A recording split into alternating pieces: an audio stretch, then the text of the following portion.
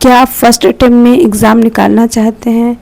Of course बहुत लोगों का सपना होता है कि वो फर्स्ट अटेम्प्ट में ही अपने एग्ज़ाम को क्लियर करें, लेकिन मुझे समझ में नहीं आ रहा है शुरुआत कैसे करूं, क्या करूं, क्या पढूं कि मेरा एक ही बार में सिलेक्शन हो जाए। ये सब आपके दिमाग में आता है, तो फिर मैं आपको कुछ सॉल्यूशन बताने वाली हूँ जो मैंने फॉलो किए हैं। तो वीडियो को एंड तक ज़रूर बने रहिएगा। मैं बहुत ही इम्पोर्टेंट चीज़ें आपके सामने शेयर करने वाली हूँ। तो hello guys, welcome and welcome back to my another video. तो मेरा नाम है मंजू और मैं गवर्नमेंट टीचर हूँ। तो सबसे पहले आप अपने आप से पूछिए, क्या आप फर्स्ट अटेम्प्ट को लेकर सीरियस हैं? क्या आप इस माइंडसेट से अपनी स्टडी कर रही हैं कि मुझे इस बार निकालना ही है, या फिर अपने अंदर आप ये भी चल रहा है कि चलो पहले एग्ज़ाम दे देते हैं, पता चल जाएगा पेपर कैसा आता है, फिर अगली बार और अच्छे से करेंगे। अगर दूसरा वाला थॉट है तो आज ही उसे बदल दें, क्योंकि मैं आपको एक बात बताऊंगी कि फर्स्ट अटेम्प्ट एक्सपेरिमेंट लेने के लिए देने और फर्स्ट अटेम्प्ट सिलेक्शन के लिए देने में ज़मीन आसमान का फ़र्क होता है। अगर आप पहले दिन से ये मानकर पढ़ेंगे कि मुझे इस पेपर में अच्छा करना है, तो आप अपनी प्रिपरेशन में बहुत सारी अननेसेसरी चीज़ें अपने आप हटाने लगेंगी। अगर हर चीज़ नहीं पढ़ेंगी, हर टीचर को नहीं फॉलो करेंगी, ना हर PDF डाउनलोड करेंगी, हर दूसरे दिन अपना प्लान नहीं बदलेंगी, क्योंकि आपको पता रहेगा कि मेरे पास टाइम लिमिटेड है और मुझे इसी टाइम में अपना काम करना है। काफ़ी लोगों को डर भी लगेगा और ये चीज़ें नॉर्मल है।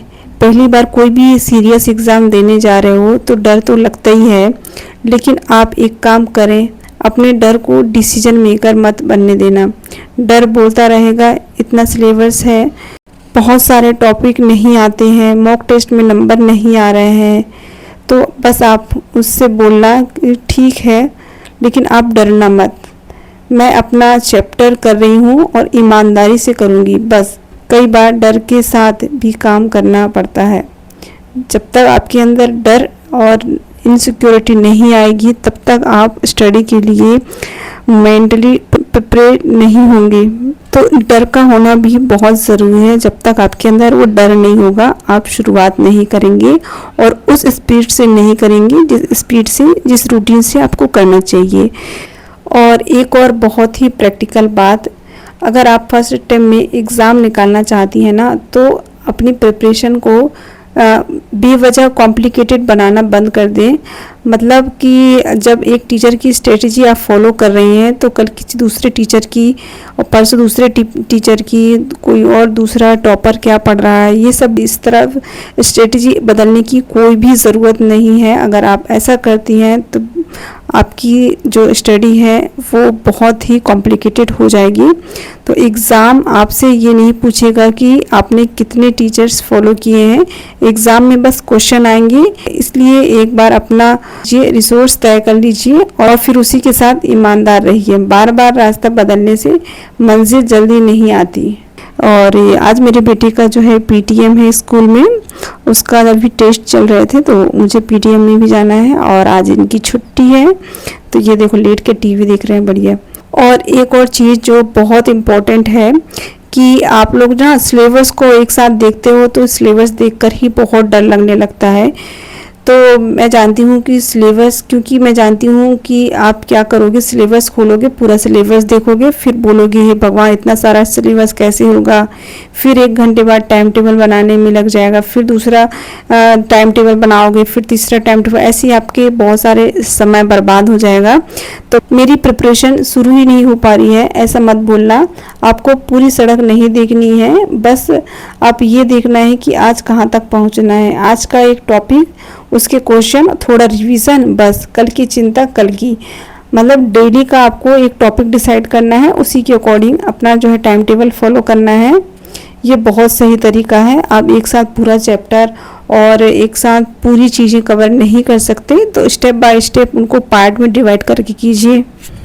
और एक और चीज़ कि आप अपने घर वालों को बार बार ये मत बताना कि आपने कितना पढ़ लिया है। आज मैंने इतने सारे क्वेश्चन कर लिए, आज ये चैप्टर पूरा हो गया है, क्योंकि प्रिपरेशन को अनाउंसमेंट बनाने की ज़रूरत नहीं है।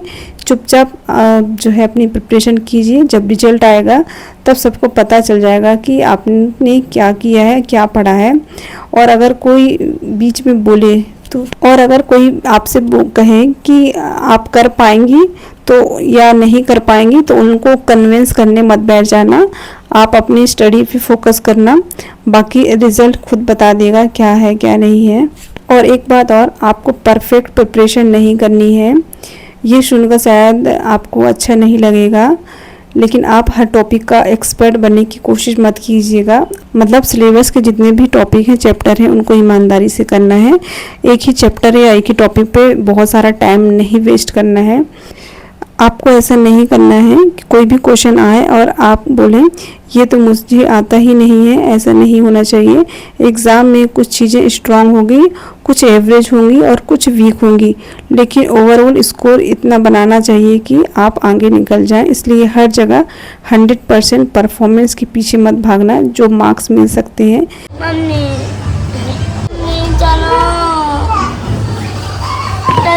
पकड़ मजबूत कर फिर बाकी चीज़ें पर जा सकते हैं। और अगर घर में सपोर्ट कम है तो ये भी एक रियल बात है कि हर किसी के घर में जो इन्वायरमेंट होता है स्टडी फ्रेंडली नहीं होता है। किसी के छोटे बच्चे होते हैं, किसी को घर का काम देखना पड़ता है, किसी को जॉब पे भी जाना होता है, किसी के घर वाले फैमिली वाले सपोर्ट नहीं करते, कहते हैं इतना क्यों पढ़ रही है। तो आप परफेक्ट सिचुएशन का इंतज़ार मत कीजिए, जो टाइम मिल रहा है उसमें काम करें। सुबह 1 घंटा मिलता है उसमें पढ़ लें, दोपहर में अगर 45 मिनट 1 घंटा मिल रहा है उसमें पढ़ लें, रात में 1 घंटा मिलता है उसमें पढ़ें। मैथ में और इंग्लिश में अभी तो वो कल से बोल रहा है। सुना कितने नंबर आया आपके? जैसे टेस्ट का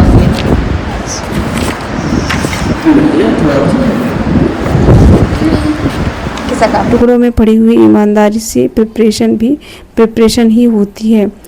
आप पढ़ाई के लिए पूरी ज़िंदगी खाली होने का इंतज़ार नहीं करना है। कभी कभी सिलेक्शन के रास्ते में सबसे बड़ी प्रॉब्लम सिलेबस नहीं होती, हम खुद अपनी प्रिपरेशन को इतना कॉम्प्लिकेटेड बना देते हैं कि शुरुआत ही नहीं कर पाते। तो बस आज से ही शुरुआत कीजिए। अभी मेरे स्कूल के जाने का समय हो गया है, तो अभी मैं रास्ते में आई तो बारिश होने लगी थी, तो रुक कर मैंने रेनकोट पहन लिया था। और अब हो गया मेरी अटेंडेंस लगाने का समय, तो मैं अटेंडेंस लगाऊंगी। और वीडियो प्लीज़ अगर आपको अच्छा लगता है वीडियो को लाइक ज़रूर कीजिएगा। चैनल पर पहली बार आए हैं तो सब्सक्राइब नहीं, चैनल को भी सब्सक्राइब कर लें। और इसी प्रकार स्टडी रिलेटेड मोटिवेशनल वीडियो के लिए मेरे चैनल को ज़रूर सब्सक्राइब कर लें। तो thank you watching this video. तो मिलते हैं अपने नेक्स्ट वीडियो में, तब तक के लिए बाय बाय।